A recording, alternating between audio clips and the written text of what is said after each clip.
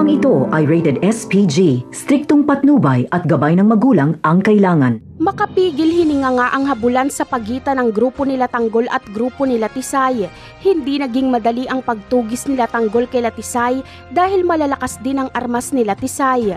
At isa pa ay magaling at mabilis magmaneho itong si Tisay dahil sumasali pala ito sa mga karera kaya hirap sila Tanggol na abutan ito. Ganun pa man ay gigil na gigil talaga sila Tanggol na masukol itong si Tisay kaya hindi nila ito tinigilan sa paghabol. Sa tindi ng bakbakan ay naubos sa mga tauhan nila Tisay hanggang sa wala nang matakbuhan sila Tisay kaya masusukol sila ni Tanggol at Madonna.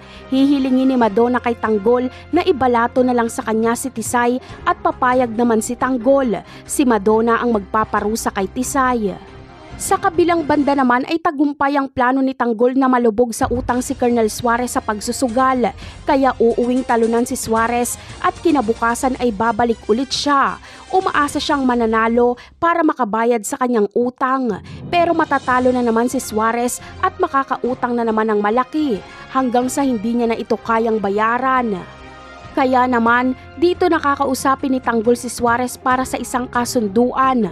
Bayad na si Suarez sa kanyang utang at bibigyan pa siya ng pera ni Tanggol sa isang kondisyon.